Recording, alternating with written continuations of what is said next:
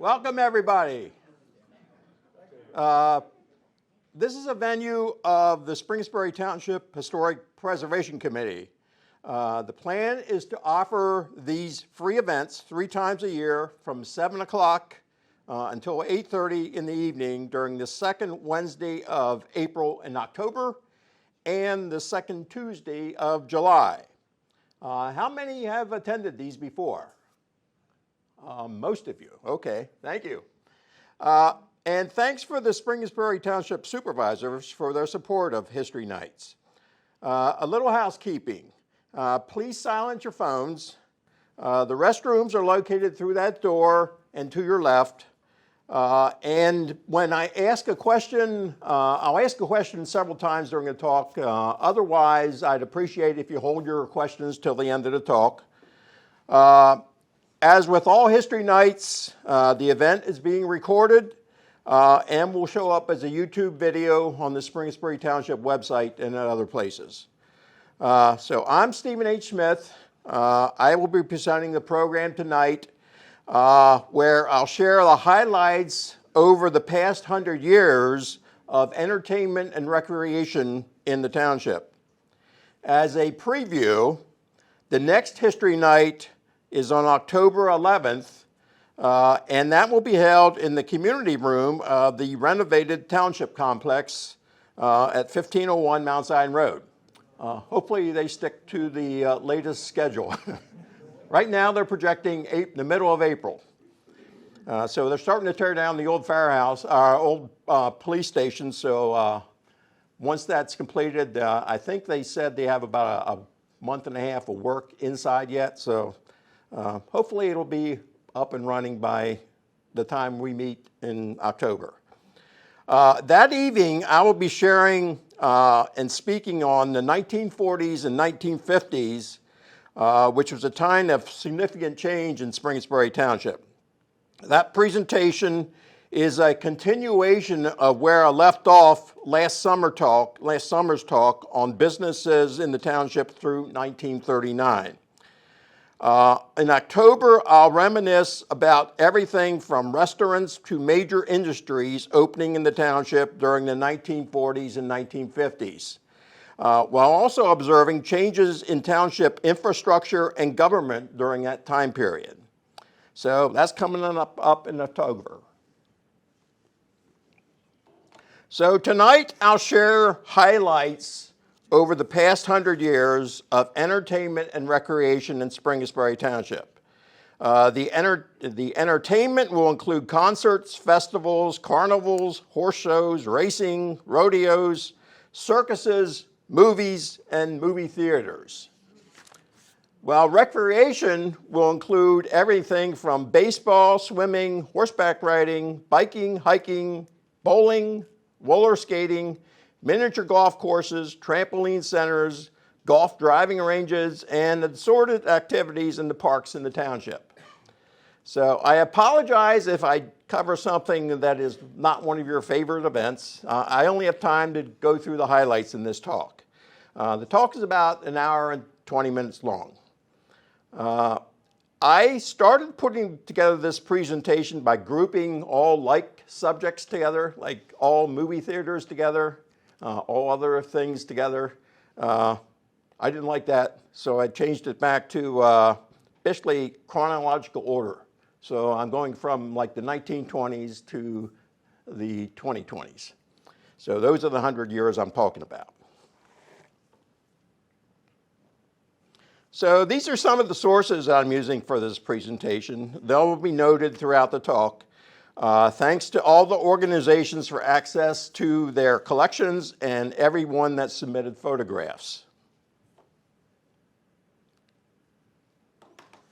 Now, community baseball was big in the 1920s.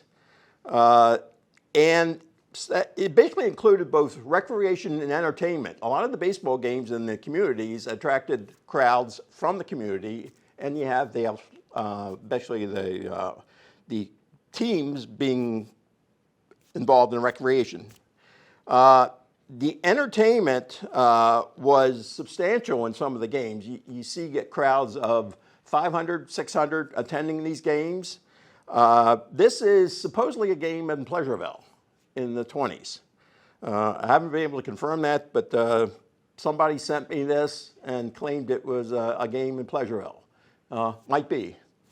During the 1920s, the three major communities that had baseball teams were Pleasureville, the Glades, and Stony Brook. Now, Pleasureville had two community teams playing their home games on the baseball field that still exists in Pleasureville. In the 1920s, Pleasureville's top team had a rivalry with teams from Amicksville and Mount Wolf. And in 1931, those three teams joined with teams from Brookside up around Dover, York, New Salem, and New Holland, which is now Saginaw, becoming the founding baseball teams of the Central York County Baseball League. The other Pleasureville team that existed back in the 1920s consisted of players aspiring to be in the top team. So it's kind of like a junior JV team. So they played games against club teams throughout York County. However, they played most of their games against the Glades and the Stony Brook teams in Springettsbury. Now, the community team in the Glades played their home games on the baseball field west of the Glades schoolhouse. The Glades Athletic Association fielded a club team which did not participate in any league, and it folded in the early 1930s. Instead, they picked up games they could from any other club teams around in the surrounding area. Now, here is a 1927 box score from another club team that was an often opponent. Quoting the opening line, Glades, July 10th, and this would be in the 1927, in a great 11-inning game played here this afternoon, R. Aaron's timely single with 2 out in the 11th gave the home boys a 9-8 triumph over the East Lincoln Club. So who is the East Lincoln Club? Anybody care to guess? It's actually Stony Brook. Yeah, the community baseball team in Stony Brook took the name East Lincoln, being just off the Lincoln Highway East in Stony Brook. Their baseball field, known as Lincoln Field, was at the south part of the Howard Hope Farm, which is about where the southeast section of the Stony Brook Drive-In Theater would eventually be located. So it's actually located on part of the Stony Brook Drive-In Theater before the Stony Brook Drive-In Theater existed. The box score from this 1926 game is with the Boundary Athletic Club from York City. Quoting, Boundary AC gave the East Lincoln Club of Stony Brook Saturday afternoon a trimming that they can long remember. The score was 18-7. Now, like the Glades Baseball Club, the East Lincoln Club folded in the early 1930s. Now, the East Lincoln Club was known as on the Trolley Baseball League. So there were a lot of articles in the paper that the teams could easily, the fans of the teams that they played, they could readily arrive via the trolley at that time, and it was a short walk from the trolley stop in Stony Brook. So they played teams anywhere from Wrightsville, Dover, Spring Grove, any of that were on the trolley lines.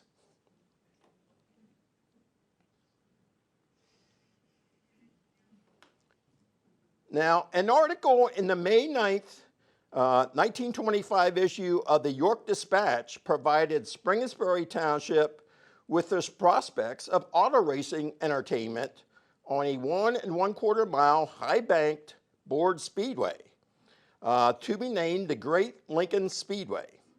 The location near the Lincoln Highway was in Stony Brook.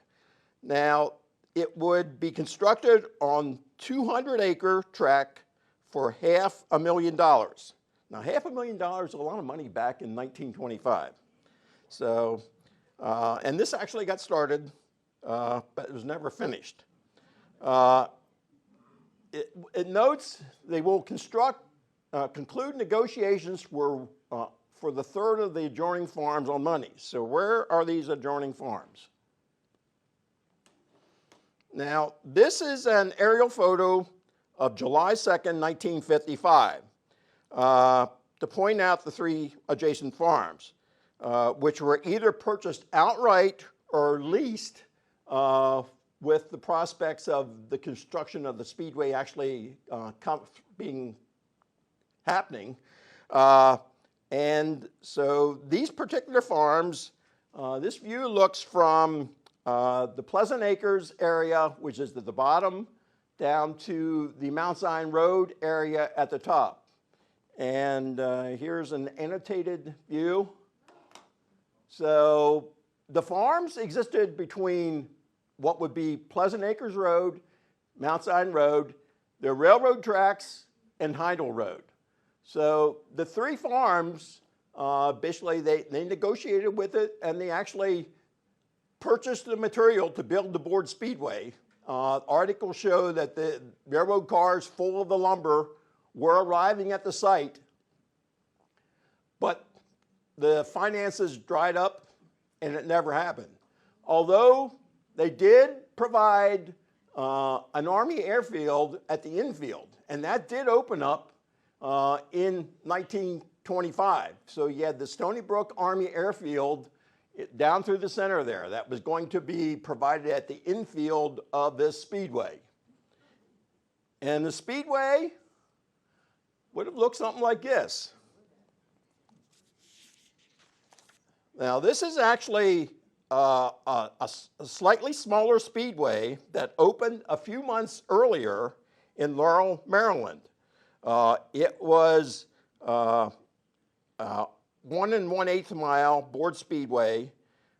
It opened in Maryland July 11th, 1925. The foreground shows the wood structure to create the shallow front stretch banking, which increases the 40 degrees banking in the turns. The track surface and structures were constructed almost entirely of wood. Now, the places that built these speedways, most of them were only in existence for about 3 years. It became too troublesome to maintain them. The wood would basically start springing up, wrecking cars, and they didn't want to rebuild the whole thing. I think the longest one in existence was one up in Altoona, which lasted 8 years, but most of them went away. So it was probably good that they didn't build it. But the thing about the speedway is that this kind of shows where it would have been located. And it fits the 1.25 mile track, fits on that track. It would have been between the railroad tracks and Heindel Road and Pleasant Acres Road and into the prison area on the left side. Like I said, the Stony Brook Army Airfield actually opened July 28th, 1925. Aviator Carl Ort basically flew out of there, and he actually leased it for several years before it went out of existence. And it went out of existence because when they built the airfield along Haynes Road in 1930, this one basically shut down. But the thing about acquiring these tracks, the main reason this whole area now is owned by the city or the county, you basically have Pleasant Acres on one side, the prison on the other side, was when they basically combined all these tracks in 1925 for this speedway. You have this whole area now, the city government or the county government owns it.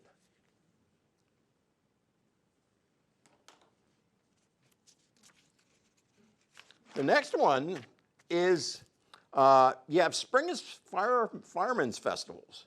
They started in 1926. Now, the Volunteer Springetts Fire Company, which was established January 23rd, 1926, held events at the nearby Yorkshire Schoolhouse, and they also held firemen's festivals on neighboring lots to raise funds for their firefighting equipment and a firehouse. Malin Haynes also staged events for the benefit of the Springetts Fire Company, such as several rodeos starting in the late 1926 at the early Haynes Park. This is before he built the racetrack. He had an area that he called the Haynes Park. He also had the Haynes Zoo at this park. And he noted the larger animals included buffalo, wildcats, fox, and deer that were housed there. In July of 1931, the Shone Springetts Fire Company's first firehouse was completed. The location served as a fire hall from 1931 through 1958. The building still stands at 2914 East Market Street. And throughout its existence, firemen's festivals were held either next to this or on nearby lots to raise funds for the equipment and also to raise funds for continually improve the fire building. They also have held a lot of chicken barbecues there, and chicken barbecues existed when they moved across the street in 1958. So, as an example, when they were still here, July of 1947, the opening day of the Springetts Firemen's Carnival, which ran 3 days, the opening day attracted a crowd of 3,000, as reported in the newspaper.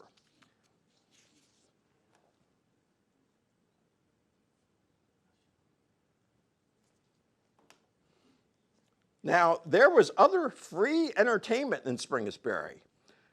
Every Sunday at 3 o'clock in the afternoon, from the summer of 1926 through the fall of 1928, people would ride the trolley to Yorkshire and then walk up to Malin Haynes' Yorkshire Ranch or go up there on a Sunday afternoon drive to watch the exercising of the buffaloes. In the summer of 1926, newspapers around the United States, and I've actually seen newspaper articles in other countries covering this event. So this made world news for Springettsbury Township at that time. It was reported, quote, "Buffaloes belonging to Malin and Haynes of York, PA are off their feed. They need exercise, but no one could be found who would enter the enclosure and chase them around." So Carl S. Hort had been obtained to exercise the animals by using his airplane. He flies over the field, which causes the buffaloes to run around, end quote. Like, that article appears in hundreds of newspapers around the United States and also I saw one article in Australia that actually carried that.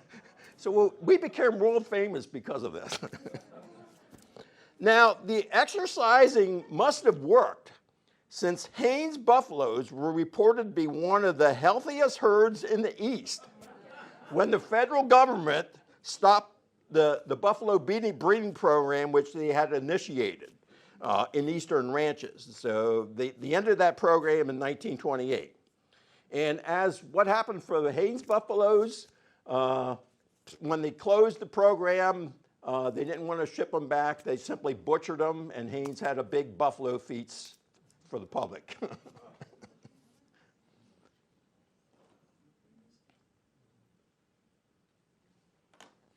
Now, Haynes Park, 1928, was the first large entertainment venue in the township that was actually built. Malin Haynes built this half-mile track in the northwest corner of his 318-acre Yorkshire Ranch. It was opened for harness races and running horse races in June of 1928. The infield of the track was also used for other events, for rodeos and all kinds of other events. The track grew out of the desire of Haynes and some of his friends who owned horses wanting to stage weekly horse races. However, upon being turned down on using the track at the York Fairgrounds for these weekly races, Haynes just went ahead and built his own track. So initially, the Haynes track races were held every Saturday at 1:30 p.m. 2 years later, a full card of night races commenced every Saturday night and holidays at 7 p.m. In 1930, Haynes Park became the first track in Pennsylvania to hold weekly night races under electric floodlights. Crowds of 3,000 were regularly reported in newspaper articles about these races on the weekends.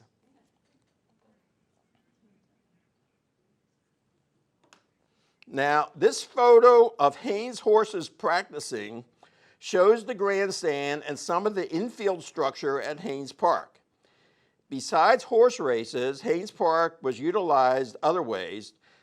He sponsored what was called Bronco Billy rodeos on numerous occasions, and most of those were staged for the benefit of the Springetts Fire Company.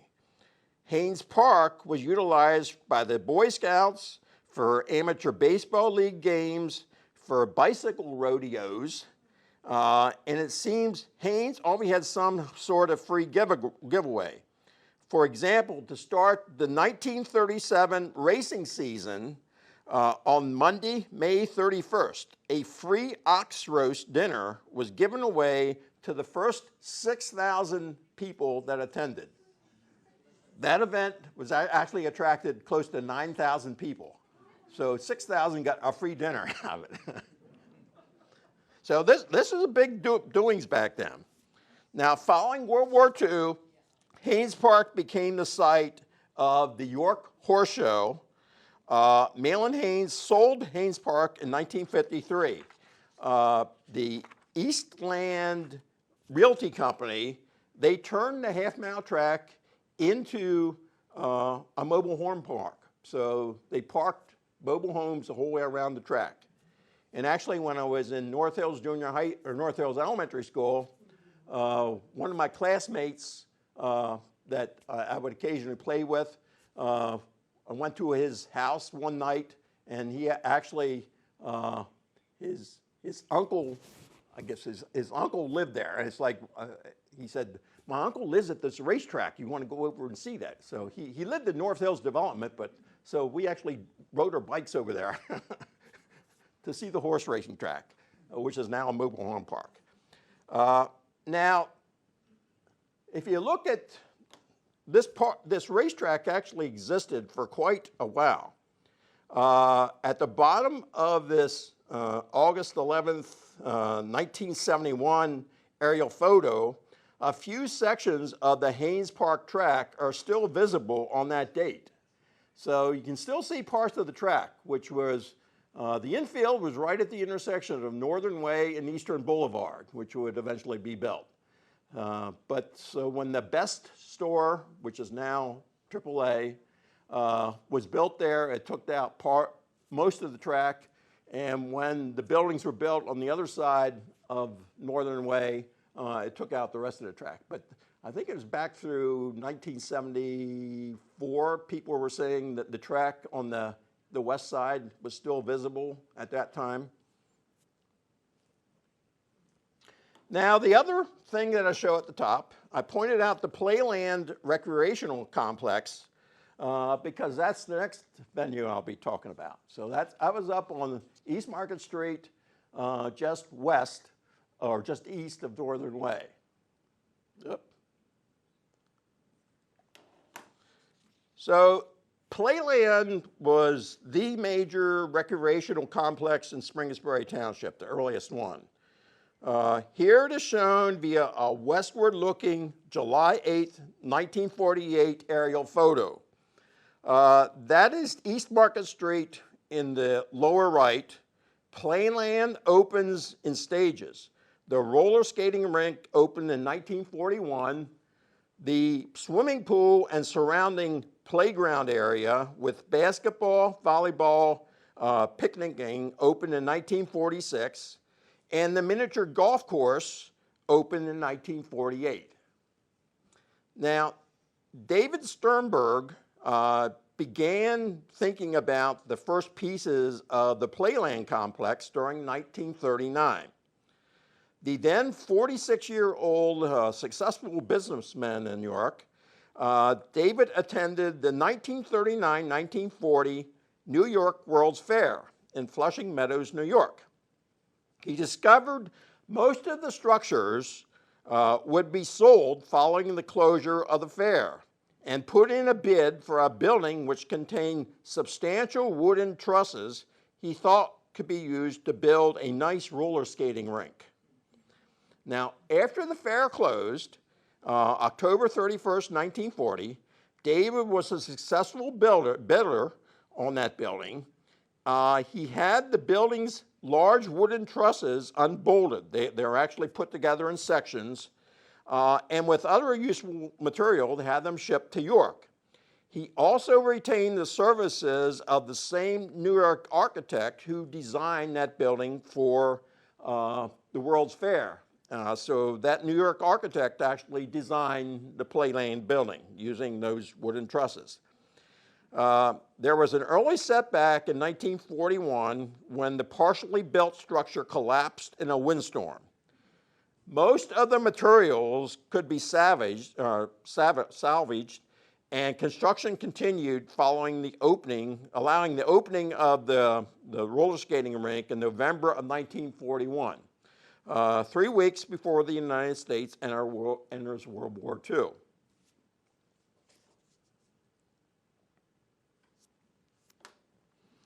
Now, this is an early 1950s view looking north across the Playland pool. The Mount Zion Hill is in the background. All four of David Sternberg's sons served in the Army or the Armed Forces during World War II. His 26-year-old son, Ray, was killed in action April 24th, 1945, when a bomb from a Japanese plane hit an ordnance building in which he was working near Manila. Now, David Sternberg constructed the large above-ground pool next to the roller skating rink as a memorial to his son, Ray. The pool was opened and dedicated on Memorial Day, 1946. How many swam in that pool? A lot of people. Wow. At least where? Now, the Playland roller rink was not just used for recreational roller skating. It also served as a venue for entertainment, such as concerts and dances. Here's a poster advertising the concert, a concert that was a traveling review of Motown groups in 1963. This event in May 29, 1963, turned out to be the final stop on the one-stop tour that they had before playing a 7-day engagement at Apollo Theater in New York.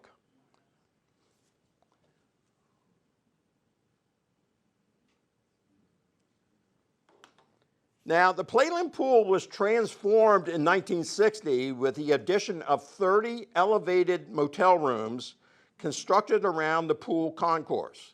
So the only way to get into these rooms is to go up in the pool concourse. And you can actually park your car underneath these rooms. So you had kind of covered parking for your car. Now, the slide there, I only went down that slide one time when I think I was in the 6th grade. It was a scary slide. It was a fast slide. It was like stainless steel or it's chrome plated steel, whatever. And the sides were like very, very thin. It's like you get up there. You thought it was. One person wrote, you thought it was a skyscraper. I called it the scary slide. So, how many slid down that slide? Wow, at least 10. Now, when the pool deck was created there, the pool would occasionally be off limits. If they had a full contingent of people at the motel, it would not be available to the people at large. And the pool the motel conversion also resulted in the removal of the miniature golf course. So the miniature golf course was there from like 1948 through 1960. David Sternberg sold the Playland complex in 1969.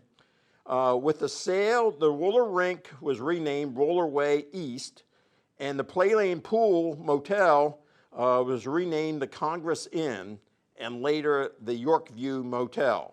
When the pool motel was basically demolished about 1991, so you could build the other businesses that are now there. The Advanced Auto Parts is about where the pool was.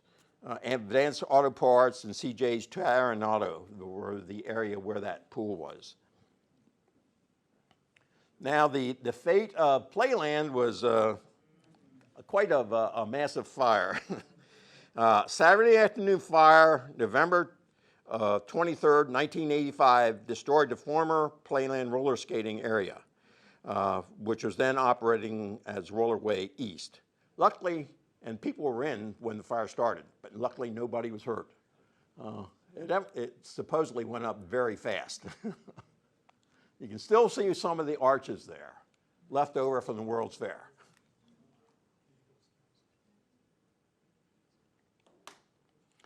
Now, another playground area in the township was known as it was a forced organized recreational playground, and the charter for the East York Playground Association was granted January 8th of 1945.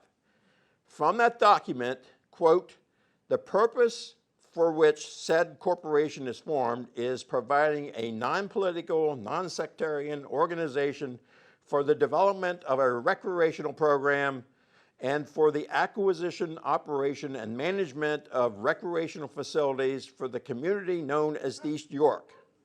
So that was their kind of purpose that they spelled out in their charter. Now, the association had 212 charter members, and the charter members are the ones that raised funds to acquire this lot next to Heaston School, which is shown up there on the upper right-hand side. So they acquired this lot, which is 0.85 acres, and they basically raised funds to provide for hiring male and female supervisors to direct activities at playgrounds in the area. They typically had a 10-week supervised season from late June through Labor Day in September. The playground of the East York Playground Association next to Heaston School ceased being used as a site of organized playground activities when the township opened Rockburn Park just in the western part of East York. When Heaston School closed in 1978 and was sold, the new owners also purchased the adjoining playground. Over the years, the new owners basically sold off these 0.85 acres to neighboring houses that wanted to increase their yards. So it basically was sold off in 8 different sections to the adjoining property owners.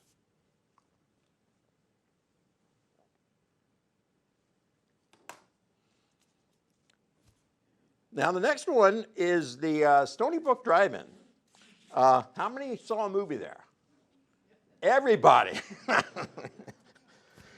The southward-looking aerial photo taken June 5th, 1950 shows the Stony Brook Drive-In Theater and buildings of the 57-acre farm of Howard and Susan Hoke. Howard and Susan Hoke, they're the ones that sold the land for the drive-in to a developer that developed the land. The drive-in theater contains spaces for 926 cars with an in-car speaker at each parking space. The aerial photo shows the relative location of the refreshment pavilion, projection booth, and movie screen at this drive-in theater. The theater exit on East Market Street was directly opposite the present Sawble's entrance to the Stony Brook Shopping Center.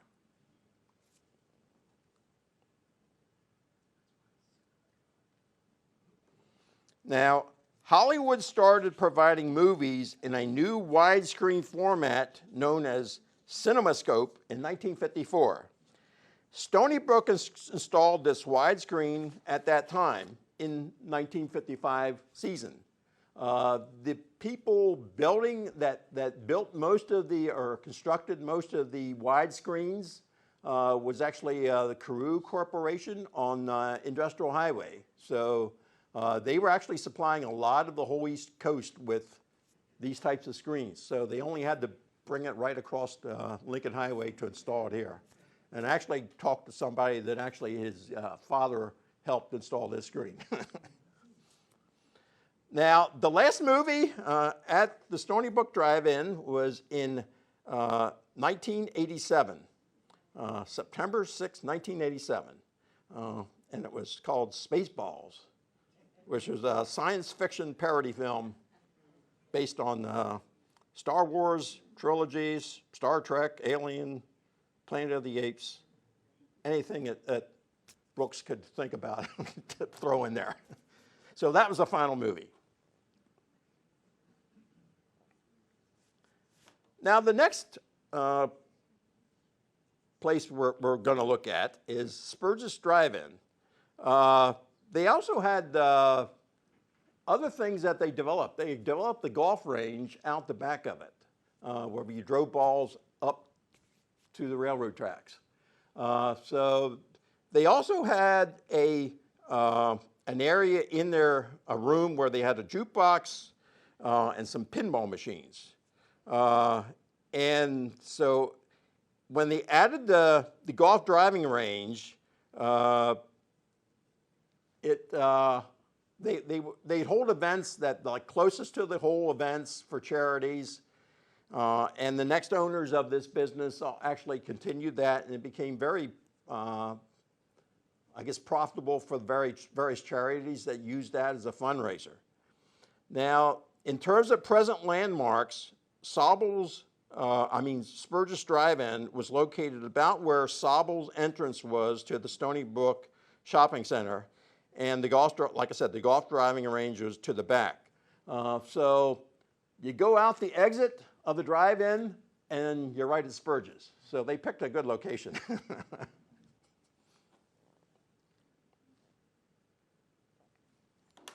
Now, the next owners of that drive-in were Bob and Minnie Flaharty. They purchased Spurge's Drive-Ins. They continued the business as Bob and Min's, specializing in baked ham. They continued the golf driving range and became famous for their closest to hole events as fundraisers. It wasn't, in some of the newspaper articles, you basically have more than 1,000 people trying to hit closest to the hole.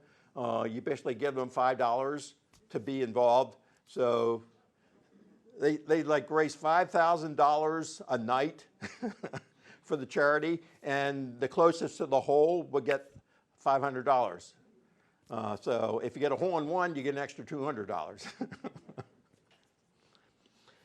So that was very popular at that time. Now, whoever ate at Bob and Min's, raise your hand. A few people. I think I only ever ate there once.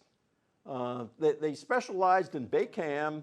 They had curb service from 5:30 to 12 on weekdays and noon to 12 on weekends. Now, the thing is, Bob and Min's,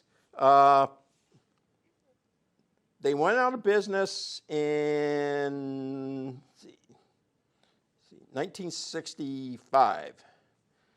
So they weren't in business long. They also opened a trampoline center there in 1962, which is popular.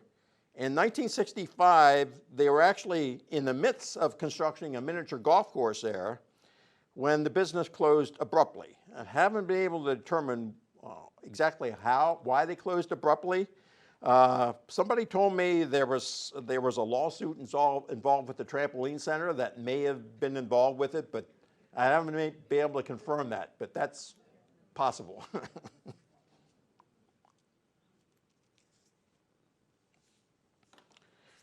Now, the Spielgrund Motel. Anybody know what Spiel means? Playground. It's the Playground Motel. Except he didn't call it, he called that in German. Now, Spielgrund in German is playground. Now, they're basically taking it to Playland Complex and naming it. Roy Grove developed this, and the business at 3522 East Market Street opened in 1953. In the upper right, that is the back of the movie screen of the Stony Brook Drive-In Theater. Now, Roy Grove was a partner in having Howard Johnson's restaurant open in 1957 at the Market Street entrance to his motel. Now, Howard Johnson's building presently houses the Stony Brook Family Restaurant. The motel resort had a lake for boating and fishing. Next to the lake was a sandy beach and playground. In the later years, the swimming pool was enclosed and heated in the winter, at which time swimming lessons were given during times that the motel was not very busy. The motel went out of business in 1980. Now, the Spielgrund was not the only Springettsbury Township motel that was utilized their pools for giving swimming lessons. A few of the others include the Modern Era Motel, where Deb Strahl was a swim instructor. At the York Valley Inn, that is the new one out in Yorkland, their indoor pool allowed year-round swimming instruction by Mrs. Stambaugh, Judy Forrest, Shirley Favely, Helen Fisher, I think, was another one somebody told me. And there were other pools in the area that also were used for swimming instruction. So that was kind of popular in the area.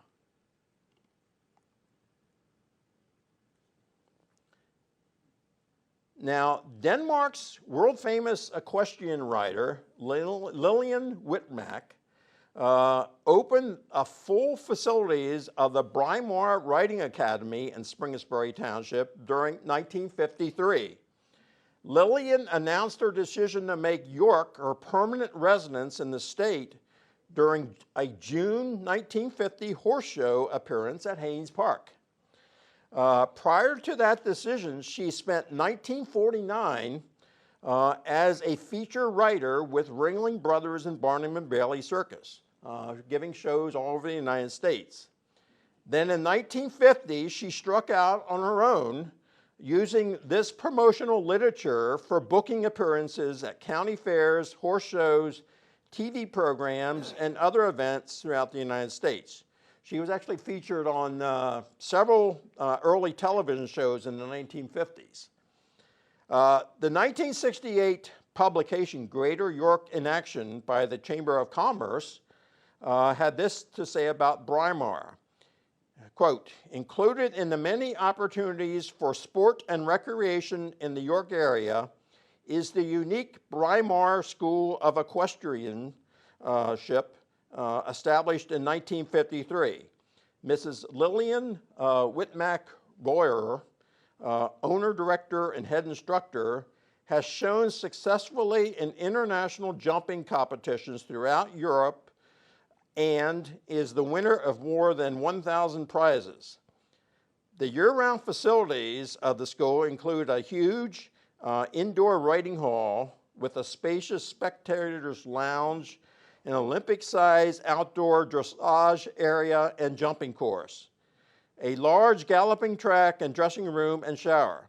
There are 23 box stalls in the stable, and horses can be boarded at Braemar. Now, essentially, this is a big deal for the area because she basically is credited with bringing dressage to the States. The International Dressage Association says she is the one that built it here. She basically, all the initial events were held at her facility here. Now, Braemar is kind of, they were accessed via a lane off of Stone Ridge Road.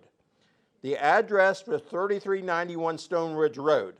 It was well screened by trees from both the Lincoln Highway and Stone Ridge Road, so not many knew about it, unless you're interested in dressage and horse riding. I pointed out the key roads and features on this 1972 westward-looking aerial photo. Brymar Stables, like I said, it became the center of the sport of dressage in the United States through the efforts of Lillian.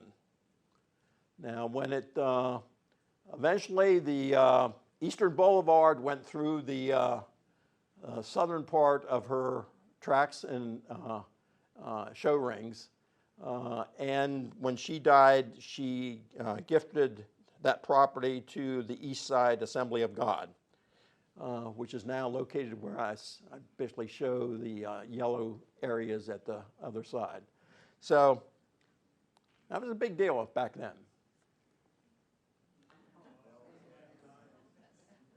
Who are you, Melvins? A lot of people, okay. Now, in the 1950s and 60s, it was not uncommon to see teenagers riding their bicycles along the roads of the township. At that time, I lived up on Ridgewood Road, and I would regularly ride down North Hills Road, out Whiteford Road, Memory Lane to the shopping center. So, and that was not unusual to see people riding their bikes all along roads. You never do it now with the traffic the way it is. But like I said, it was not in 1953, or actually the Melvins actually opened in 1939, where ID3 presently crosses East Market Street. In 1953, a separate building opened to the southeast side of Melvin's Drive-In along Mill Creek. It housed amusements such as a jukebox, pinball machines for the entertainment of youth who frequented the business. By adding the amusement buildings, Melvin Kaufman was following up what Spurgeon Gingrich did when he started Spurgeon's Drive-In a year earlier opposite the Stony Brook Drive-In Theater. Now, after ID3 took Melvin's original Drive-In, Melvin Kaufman sold Melvin's Drive-In. He sold the name to Harry Brown, who opened a second Melvin's Drive-In in 1961 at the southwest corner of Haynes Road and East Market Street. That place was known for their ice cream, which I consider not as good as the original. The business featured record hops and other entertainment before going out of business in 1964. Now, who ate at the second Melvin's? Far fewer people. I remember only ever eating there once with my parents. They said, oh, the barbecues aren't as good, the ice cream isn't as good, and we're not coming back here again. Evidently, that happened was the feeling of a lot of people. Now, when Melvin sold his business, or the business name to Harry Brown, Melvin Kaufman actually opened up an amusement business in Ocean City, New Jersey. And he had an amusement business near the boardwalk in Ocean City, New Jersey, or Ocean City, Maryland for, I guess, about 8 years. So the amusement business he started behind Melvin's, his original Melvin's, evidently that was a big money maker, almost as big as probably his drive-in, so he probably continued it. Now, the East York Bowling Center is the next business we'll look at. It opened November 30th of 1955. Most bowling centers were located on standalone buildings. Not so with these East York lanes. The East York Bowling Center was an integral part of the York County Shopping Center, which opened in the fall of 1955. For those new to the area, in the mid-1990s, this shopping center was redeveloped as the York Marketplace along East Market Street in Springettsbury Township. The bowling center had 24 lanes, and in terms of stores today where the bowling center was located, it was under the stores in the vicinity of the Starbucks in the York Marketplace. So the bowling center could be reached via these upstairs area, upstairs concourse. It was just a little narrow entrance. You go downstairs, and then you're in the bowling center. Another entrance was in the back where you entered at ground level in the basement. Essentially, this ground level entrance and I also include a note that May 21st and 22nd of 1994 is going to be the end of bowling at the bowling center. What happened, the owners decided they were not going to renew the lease of the bowling center because they wanted to redevelop the upper side. But the bowling center is still there. They sold everything.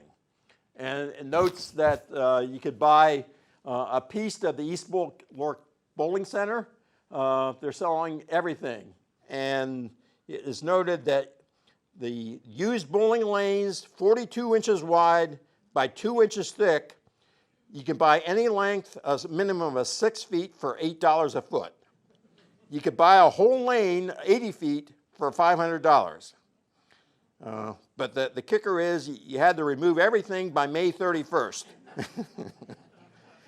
East York Bowling, so that was the end of the East York Bowling Center. I've talked to some people that bought these for workbenches. Does anybody else in here have these buy one of this for a workbench or buy a piece of the bowling lane? No, okay.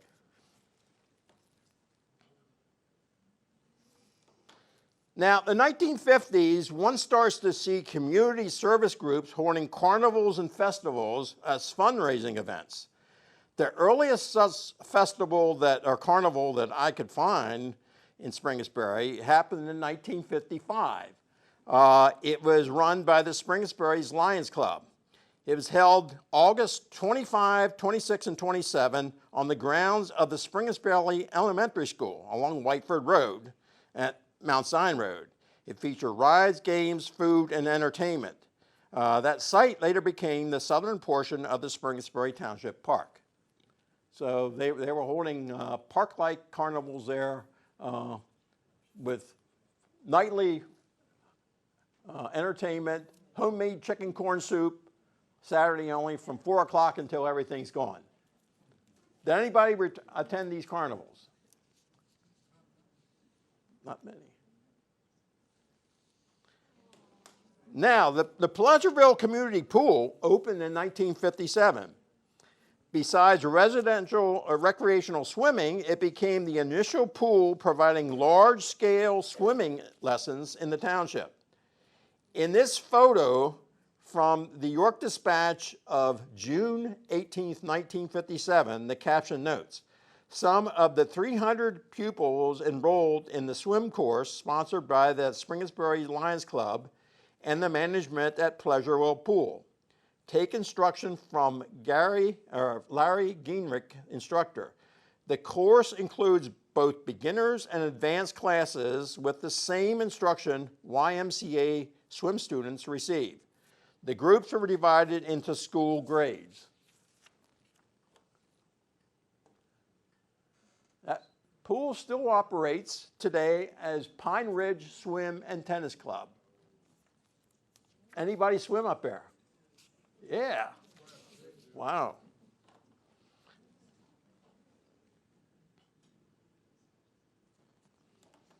Now, Springettsbury Township funded recreational programs start in 1958. This is the program's early logo, Springettsbury Township Recreation, creating a lifetime of memories.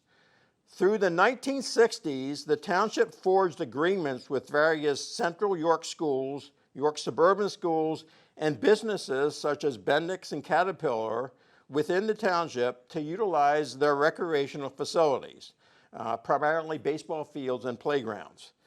At those playgrounds and baseball fields, the Springettsbury Township Parks and Recreation Program funded supervised summer playgrounds while also focusing on baseball programs for township youth.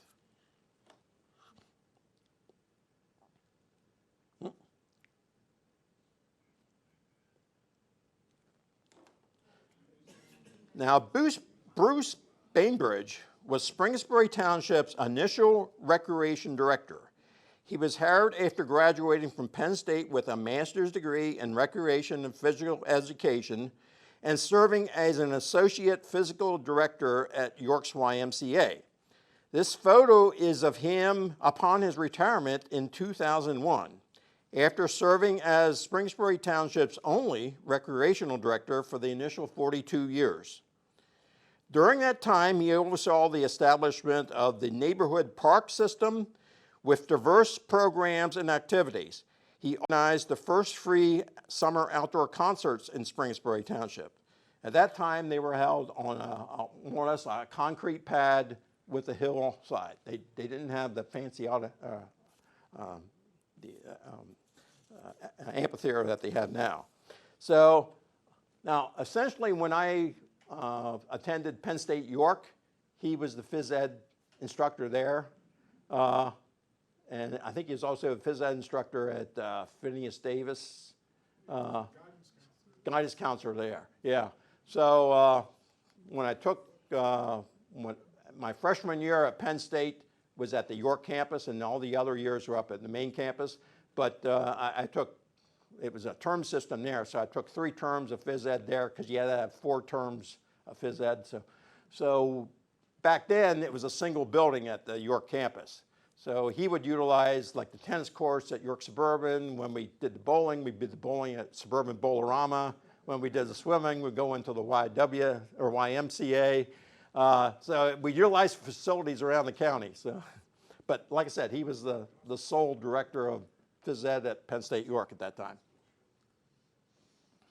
So Springettsbury Township, the present park system, I point out on this, get this page here. This map highlights the present neighborhood township parks in Springettsbury. Augustus Schaefer Memorial Park was the first township-owned park, which opened in 1963. It was followed and ordered by the parks Penn Oaks, Fayfield, Kingston, Township Park, Rockburn, Pleasureville, Camp Security Trail, Stonewood, Springett Oaks, Orchard Hills, and Harvest Hill. The township also owns 37 acres in the North Hills area, where the power line goes down through. And the plan is to eventually develop that site with additional recreational facilities. So that's probably going to be in the next 10, 20 years, you don't know. There are also 2 county parks within the township, Rocky Ridge, which opened in 1972, and the Heritage Rail Trail, which opened in 2015 along the Cadorus Creek. So we have quite a few number of parks in the township.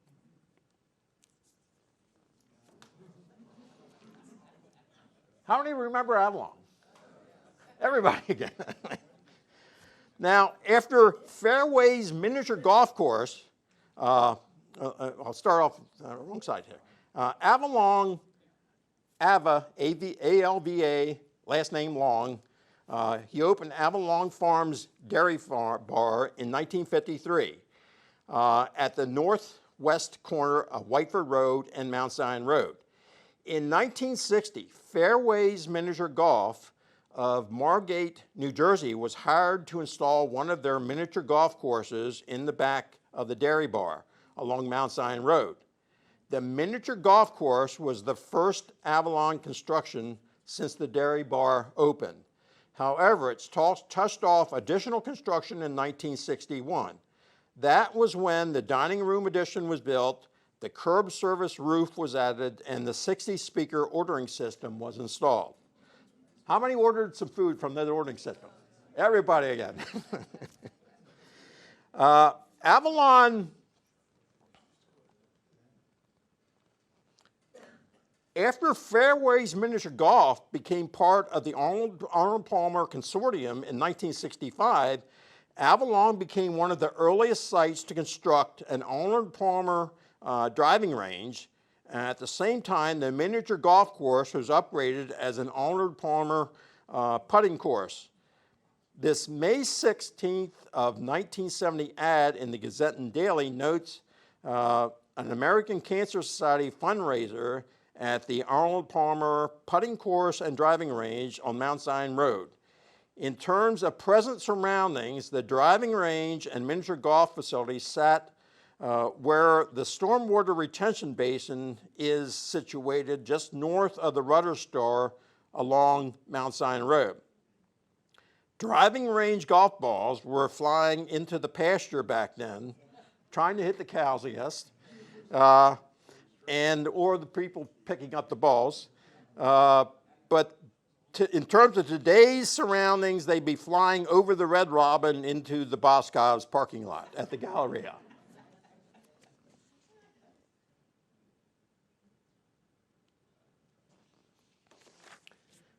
In 1961, Sam Shipley established baseball fields behind his York Shipley plant along North Hills Road.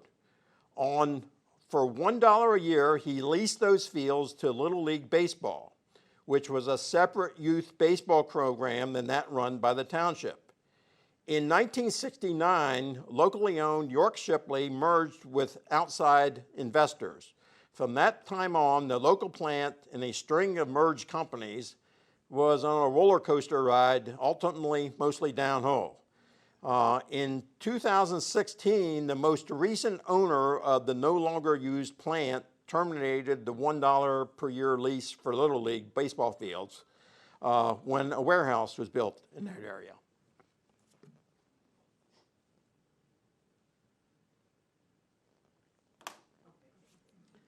Now, the Spring King Trampoline Center along Memory Lane had a grand opening May 27, 1961.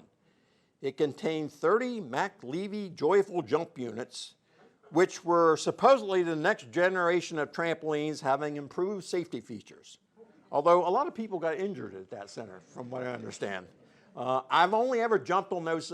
One time, a couple of my buddies, we rode our bikes down there from Ridgewood Road, and we jumped on them for a while, and we saw people getting injured and said, okay, this isn't for us. But it was popular for the record hops that they had there in the evenings. They had record hops there every Tuesday and Friday from 8 to 11. Now, in 1964, a group of Dixie Drive residents, which is in the nearby development, they filed an equity action against the owners of the Spring King Trampoline Center, which were Benjamin and Dorothy Folk. They stated playing rock and roll music at their sock hops was claimed to constitute a nuisance. So the neighbors were against the rock and roll music. Evidently, they're playing it too loud. The center closed shortly thereafter. That is a lot where the Goodyear service store sits on Memory Lane now.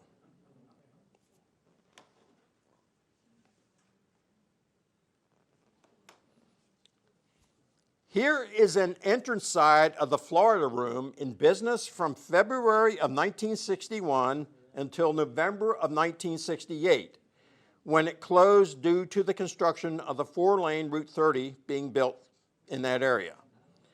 On the southeast corner, it was on the southeast corner of North Sherman Street and Whiteford Road. It was neighbor of the North Pole Drive-In. So you go from the North Pole Drive-In into the Florida Room in the same parking lot. The Florida Room featured hot and cold sandwiches, soups and salads as a typical fare for lunch. In the evenings, steaks and cocktails were their specialty, followed by entertainment and dancing until 1 or 2 o'clock in the morning. So you get late night entertainment here during the 60s. They also had, on the other side of this, where I show the arrow, was a swimming pool. Now, the Florida Room swimming pool, it was used for various things, but they also gave swimming lessons here in the mornings, several days a week. From late spring to early fall. Groups could also rent out this area for pool parties. Other times, the area became an outdoor cafe where customers could have their food and drinks served at umbrella-shaped tables set up around the pool deck. Now, parts of that pool still exist along 11th Avenue It's filled in with grounds, but you can see parts of the railings there. It's still there in that lot.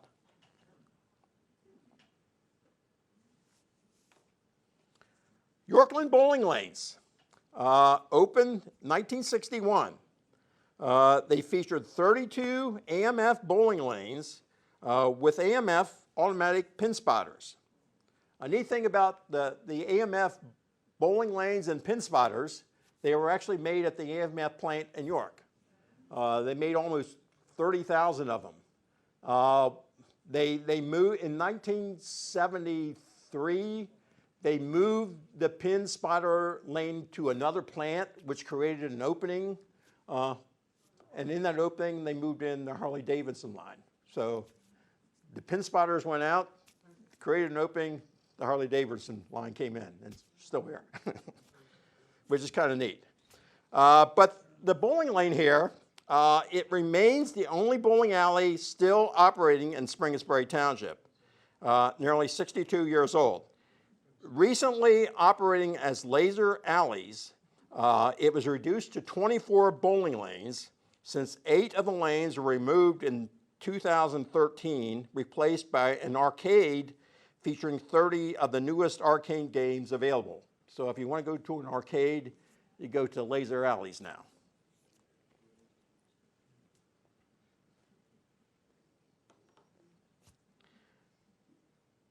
On May 14, 1962, via the estate of Augustus Schaefer, 2.3 acres in Stony Brook Heights was conveyed to Springettsbury Township for a park.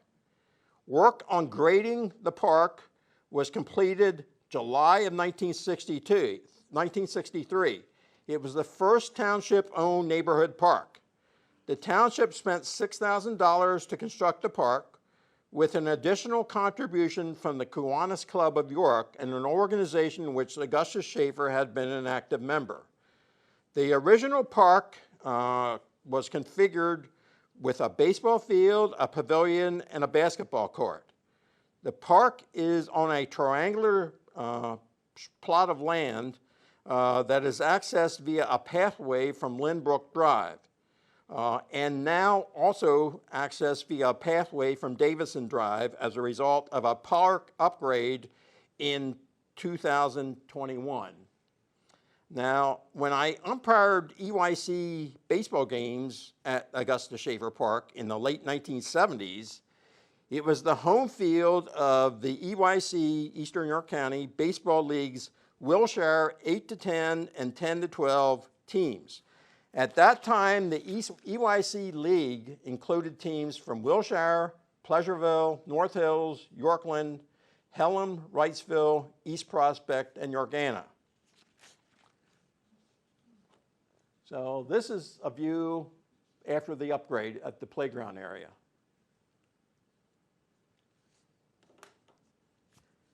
Now, Dr. Lewis Williams conveyed 44 acres to Springettsbury Township in 1966 at the conclusion of a 10-year installment payment plan.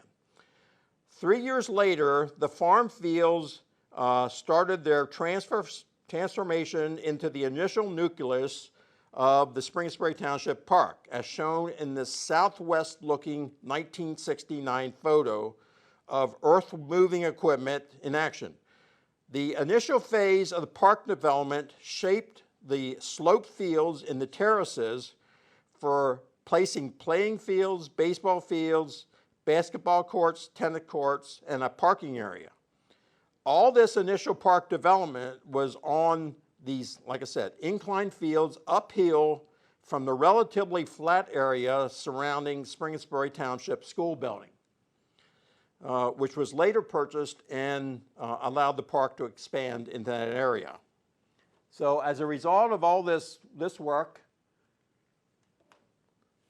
I've annotated this 1981 aerial photo that shows the initial Springettsbury Township park layout as it enters its second decade.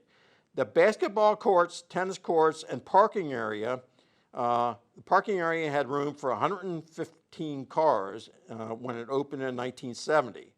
The park's 2 playing fields and 5 baseball fields opened in 1971. The park surroundings during 1981 are also noted. Pleasant Valley Road did not exist in 1981 except for the short road section north of the Girl Scout building. The 44-acre farm, which was conveyed by Dr. Williams to Springettsbury Township, is highlighted in yellow. So that's the area that was initially conveyed. The township buildings and police station are on the east side of Mount Zion Road, and on the west side of Mount Zion Road were the township maintenance buildings.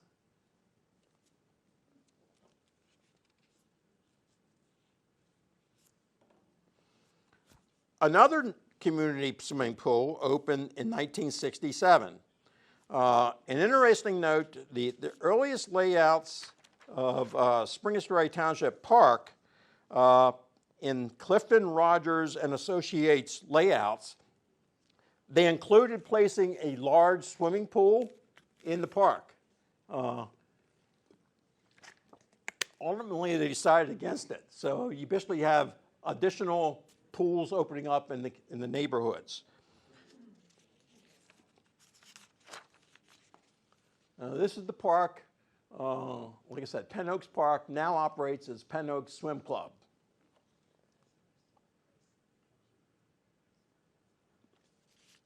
Movie theaters.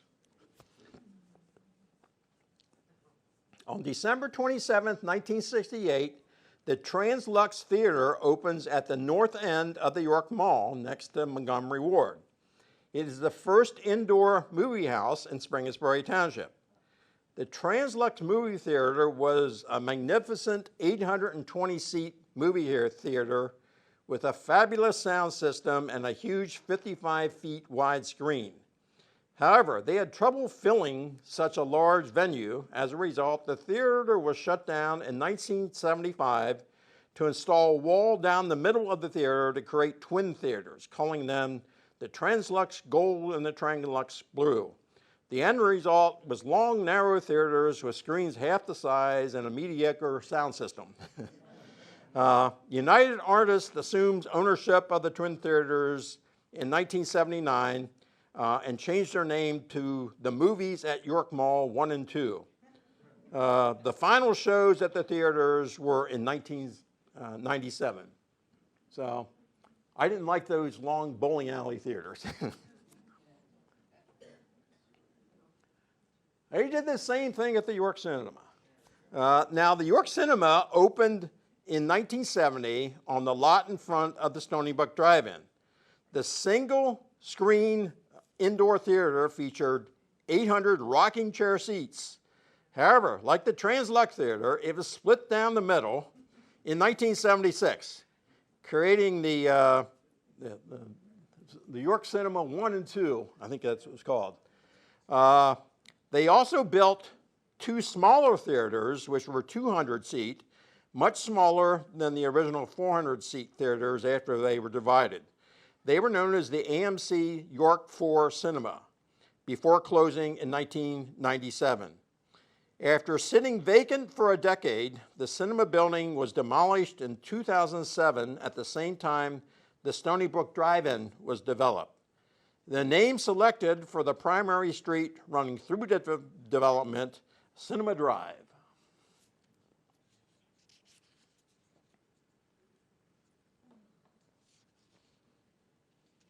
Avalon Farms Stables at 1601 Mount Zion Road was named for the Morgan horse breed. These stables opened in the summer of 1973. The newspapers noted York County's newest and most modern riding stable with indoor and outdoor riding facilities. They were located on the hillside where Springettsbury Township Public Works facilities now exist. That is the northeast corner of Mount Zion Road and Pleasant Valley Road. Kathy Randlinger was one of the trainers giving riding lessons at these stables. In 1981, the main stable was converted into the Avalon Barn Mall. It basically had facilities for up to 25 shops. The original Springettsbury Township Public Works building on the west side of Mount Zion Road was shifted to the Barn Mall site in 1988, which was part of a land swap for the opening of the Galleria Mall in 1989. Did anybody ride their horses there? No horse riders there. Now, between 1976 and 1984, a vacant lot on the southeast corner of Eastern Boulevard and Kingston Road was used to stage various fundraising events consisting of carnivals, festivals, and circus performances. In 1976, York Little League was the initial organization that obtained approval from the property owner Epstein Building Company to utilize the lot for a week-long and sometime more than a week carnival fundraiser. In fact, this particular one, I think this one, the ad was in 1970, let's see, I got it here, 1977, I think a 1977 ad. So they ran from April 27th to May 7th. So that's about 11 days. So it's running longer than the York Fair was running. So they ran nightly from 6:30 to 10. I remember attending one of those carnivals. I remember attending one of those circuses. Did anybody else remember? Yeah, some people attending them. Actually, when the circus came to town, I think there was like 3 or 4 years they had a circus there. It would arrive like 7 in the morning, on lots of trucks. They unload everything. The elephants would help put up this big tent. I think they noted like 2,000 seat tent. And by noon, they had the midway all set up. And then they had 2 shows at night.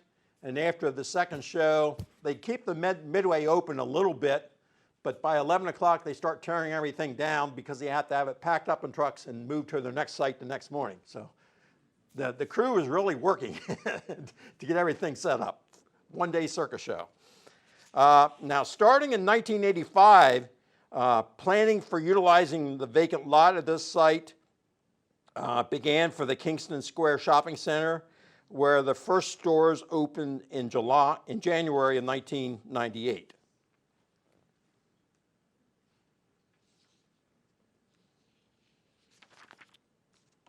There is still one miniature golf course in Springettsbury Township. Now, Heritage Hills is the main golf course is a very small part of it is in Springettsbury Township, but the miniature golf course is all in Springettsbury Township. So it opened in June of 1989. So this is the 3rd miniature golf course in Springettsbury, preceded by courses in 1948 at Playland and 1960 at Avalon. Did anybody ever play on this course? I played there with my nephews. Yep. I think that's one of the nicer miniature golf courses I've ever played on.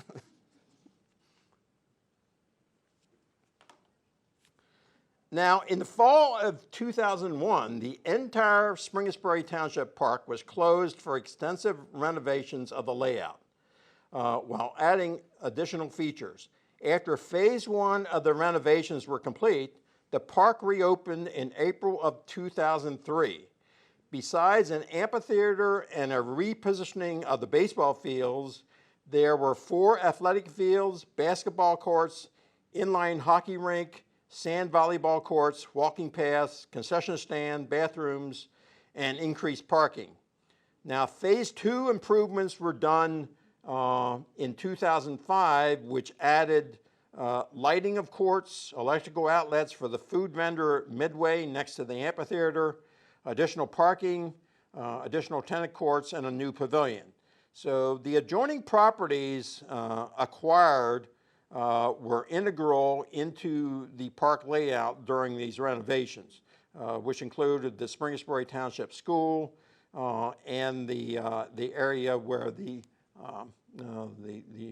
Tourist Information Center was located.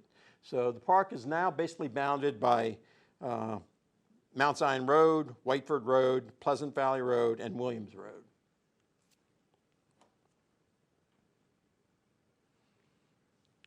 And the final slide, the outdoor amphitheater features terrace seating for about 1200. Here, free entertainment is provided via the popular Sounds of Summer concerts, which commenced when the park reopened in 2003. I'll close with a trivia question. Who knows the opening group when the Sounds of Summer concert series opened at the new amphitheater? Who was the opening group? Big Wheelie? Nope. Beatlemania Now. So you have a trivia question if you go up to the concert. So thank you to everybody. Oh, right on time. If you have any questions, I'll try to answer them now.